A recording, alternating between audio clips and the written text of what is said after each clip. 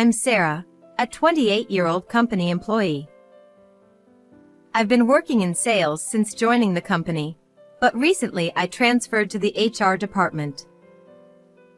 Now I work under a seasoned male boss handling recruitment. I've come to realize that recruiting people is truly challenging. No matter how many tests or interviews we conduct, it's difficult to see through a person's nature, and we can't really know if someone is truly a good fit until we actually work with them. However, my boss, having a long career, is adept at discerning people. In fact, he hasn't reportedly made any hiring mistakes in recent years, and the individuals he selects seem to thrive and contribute significantly to the company's success. But, about a year after I joined the HR department, something shocking happened that even seasoned HR professionals like my boss had never encountered before. One job applicant who came for an interview made incredibly offensive remarks. Interestingly, this applicant was likely a student from T University, which is renowned as one of the most prestigious and well-known universities in the United States. I worked for a small-scale company where about half of the employees were high school graduates and the other half were college graduates. Therefore, I never expected someone from T University to apply, and I eagerly awaited the interview day to see what kind of student they would be. However, while I was excited, I also felt a bit intimidated by their prestigious academic background, and honestly, I was anxious. The news of a job applicant from T University stirred up a buzz within the company. Yet, my boss remained calm and composed as always. He didn't show any particular excitement or anxiety, and he was calmly preparing for the interview. Watching my boss behave like that, I truly respected him even more. On the day of the interview, George from T University arrived at the company, and as I had imagined, he looked like a capable young man. He had a good posture, had a nice smile and dressed smartly in a suit. As the interview began, he answered every question clearly without hesitation. He occasionally showed thoughtful gestures, but he never became nervous or spoke in a quiet voice, and remained confident throughout the interview. As a recruitment officer, I was most curious about why someone with a prestigious education like George chose to apply for a position at a relatively unknown small to medium-sized enterprise rather than a large corporation. He explained passionately that he saw potential in our company and wanted to contribute to its growth and development. I felt delighted that our company was chosen by a student from T University. Before the interview even finished, I was convinced that he would be hired. Not only was his educational background impressive, but his responses were also perfect. He's undoubtedly smart, and he would certainly be a good influence on the company. However, what happened next shocked me. After the interview ended and George left, my boss surprisingly said, "We're not hiring him." "What? Not hiring him?" I exclaimed in disbelief, as I naturally assumed he would be hired. He graduated from T University. He's an excellent applicant, so why not hire him? This is an opportunity not to be missed. Considering there are many other companies in our industry, a student from T University should have opportunities to aim for larger-scale companies with higher salaries. However, he chose our company and expressed that it was his first choice. Moreover, there were no issues during the interview, so why did my boss easily decide not to hire him? However, the boss then asked me, "Didn't you realize his true color?" "Huh? His true color?" I was completely puzzled and taken aback. "I've been in recruitment for many years, but I've never encountered such an outrageous job applicant before." He gave me a wry smile. Then he showed me something. It was George's resume. However, I still had a puzzled expression on my face. His resume was meticulously written in neat handwriting, detailing his educational background up to entering T University. It included qualifications, skills, and a motivation for applying for this job, all filled out impeccably. Therefore, I couldn't understand at all what the issue with his resume could possibly be. However, he said, It's not about what's written. It's the photo.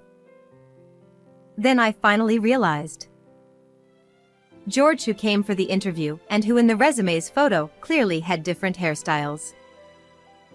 In the photo, his hair was neatly cut short, but when we interviewed him, it was slightly longer, reaching down to his ears. Still, I couldn't quite understand my boss's decision. Certainly, I had noticed his slightly longer hair when I first saw him, but I didn't think it was something so unsightly as to reject him. However, when I later heard the reason for his rejection from my boss, I was on the verge of screaming in disbelief. And I came to realize that I still lacked the ability to judge people. The truth is, he had a shocking secret. Throughout the interview, I thought I was observing him closely. Yet, I completely failed to notice anything, and as someone responsible for hiring, I feel ashamed. Feeling disappointed, I notified him of the rejection via email. However, I quickly switched gears and prepared for the next candidate's interview. Fortunately, there were many other job seekers who expressed interest in joining our company. So I decided to forget about George and refocus on hiring a good candidate next time. Little did I or my boss anticipate the unbelievable chaos that awaited us afterward. A few days after George's interview, when I just left the company for an errand, a young man suddenly called out to me near the entrance. I turned around in surprise, only to find that it was George himself. I felt I had to say something, but I was at a loss for words and started to feel flustered. It was because I was feeling awkward as I had just informed him that we rejected him, and I never expected to see him again. The fact that he appeared before me unexpectedly, without any prior notice, coming all the way to the company, gave me an unsettling feeling. What should I do? Just greet him briefly and leave? As I was thinking like that, he spoke up. I need to talk to you, the recruitment managers. Judging from his expression, it was obvious he was angry. Surely, he had something to say about his recent interview. As expected, he said, I'm not satisfied with being rejected in the interview. Furthermore, George confronted me. I can't believe you would reject someone like me with a high academic background and outstanding qualifications. I want to know the reason for my rejection. I'm sorry, but we cannot disclose our selection criteria. I responded politely, but George suddenly became furious. You're from such a small company, don't get cocky. George shouted. And you hiring managers are probably just high school graduates or from small-time universities, right? You dare to reject someone like me, with high academic qualifications? What a joke. He continued to hurl insults, his face turning red with anger. I was initially stunned and stood there in shock, but gradually, a feeling of anger started to rise within me. There's nothing wrong with asking for the reason for a rejection. However, in his case, his behavior clearly warranted the rejection. Despite this, he insulted the company, calling it small-time, and belittled the people working there, which was absolutely unacceptable. I resolved to teach this arrogant man, whose only asset was his academic background, a lesson. Well then, prepare yourself. I won't hold back anymore. George's gentlemanly demeanor from the interview had completely gone, and now he continued to verbally abuse me.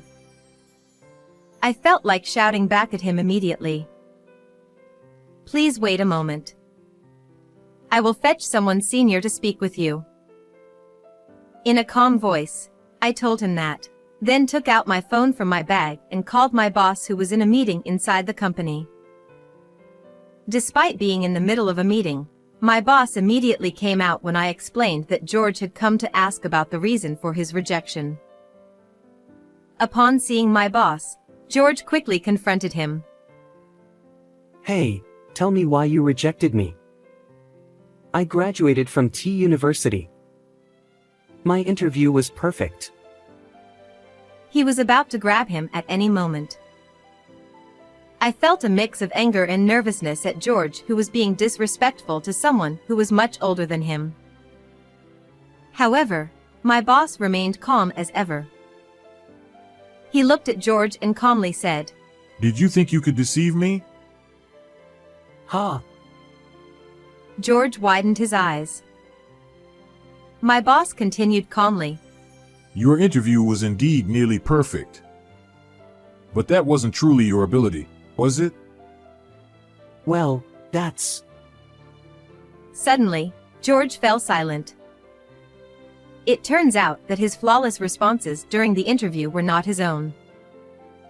He had received instructions from an external source on how to answer. The reason behind this is as follows. The first thing that caught the attention of my boss was George's unusually long hair. It was completely different from his photo on the resume, which raised suspicions that there must be a reason for this discrepancy. Consequently, my boss began to observe him closely. Then, when George casually touched his hair, my boss noticed something. Surprisingly, he was wearing small wireless earphones during the interview. Although it's common to see young people wearing earphones all day in public, it's unthinkable to listen to music during a job interview. Additionally, my boss had noticed another suspicious detail about him. He took too long to respond to our questions. My boss found it unnatural why he pondered each question so deeply. To me, it looked like he was earnestly searching for words. Upon noticing the earphone, my boss watched him more carefully and found that he had a smartphone in his suit pocket. Normally, during an interview, a smartphone should be kept in a bag, not in a pocket. This confirmed my boss's suspicions. George had been using his smartphone to record the interview in real time and receiving instructions from someone outside on how to respond. I couldn't have imagined that someone who seemed so capable would resort to such tactics. However, my boss had already seen through his deception early on. Certainly, looking back, his behavior during the interview was a bit unnatural. But he must have been confident he wouldn't get caught. He tried to pass the interview, which is the serious process of assessing suitable candidates for the company by using an underhanded way. Realizing that my boss had seen through everything, George turned pale and trembled. My boss confronted him sternly. Why did someone as talented as you, a graduate of T University, decide to cheat? Is there any proof that I cheated? He shouted, trembling. It seemed he still wasn't going to admit his wrongdoing, but he had no grounds left to act superior. I showed him the screen of my phone and said, I don't need any evidence when you're practically admitting it yourself. What? He froze again. What I showed him was a post from his social media account. After the interview, my boss told me about George's suspicious behavior, so I was secretly checking social media. When I searched with his name and university details, I quickly found an account that unmistakably belonged to him. On the day he had his interview, George posted on social media saying, Today, I went for an interview at a safety company. After that, as I read through his posts, I was left speechless by the audacity of the content. While calling our company a safety was disrespectful enough, he boldly admitted, detailing how he did it. On that site, saying I was wearing earphones so it was easy. From what I gathered by reading his past posts, it seems that while he excelled in academics, he struggled significantly with speaking in front of people. However, interviews are unavoidable when it comes to getting a job. Then, instead of making an effort to overcome his weakness himself, he came up with the idea of paying a friend who was good at interviews to give him real-time instructions. His friend likely took it casually, like a part-time job. He tried to pass the interview by some sort of impersonation. Moreover, he specifically mentioned our company's name and slandered, saying things like, "It's a mediocre company, but I applied as a safety, and the interviewer looked dumb," and so on. In his past posts, there were numerous offensive remarks that called into question his character, revealing that he has a rather despicable nature. He likely posted about his cheating as if it were a heroic tale. Perhaps he underestimated the risk, believing he wouldn't get caught if he didn't use his real name. Faced with the evidence, George stood in stunned silence for a moment. I don't care if you found some random posts online. But he tried to act tough. Your company is just for insurance anyway. I'm a student from T University. I'll definitely get an offer from a major company.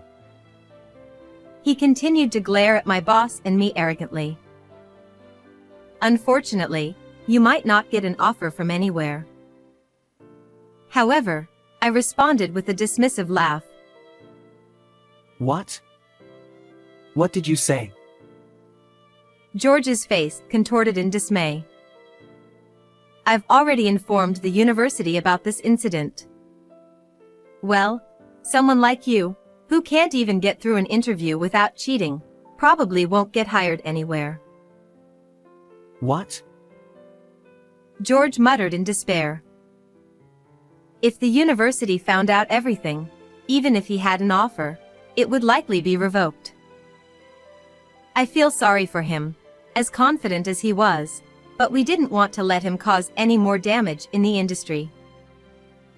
After I revealed the decisive facts to him, he finally seemed to give up. George slumped his shoulders and walked away dejectedly. Afterwards, I heard George was reportedly rejected by the major company he applied to as his first choice, as well as by several other companies. Our informing his university about his misconduct likely played a role, but I believe that other companies' HR departments also checked his posts on social media. No matter how impressive one's academic credentials are, if their character is severely lacking, no company would want to hire them. As a result, George, having become a job seeker again after these events, seems to have started looking for part-time jobs just to get by. Because he had relied on cheating all this time and had never properly attended interviews, he couldn't even pass job interviews for part-time work. Consequently, it seems he has become a highly educated jobless man, having a miserable life. Meanwhile, his friend who assisted him in cheating also faced consequences. Although this friend had already secured a job offer at a certain company, the impersonation was uncovered, leading to the offer being rescinded. I heard he was now reluctantly working part-time to make ends meet. Both of them brought this upon themselves, but they are still young and presumably talented. I hope they reflect deeply on their actions and bounce back from this experience. And as for me, I got manipulated by a really dishonest job applicant this time. But afterward, I was able to successfully hire a student who demonstrated both excellent skills and character. It's truly rewarding to see the employees I've hired thriving in their roles. While it might take some time for me to develop the ability to assess people like my boss does, I'm determined to continue giving my best in this fulfilling job.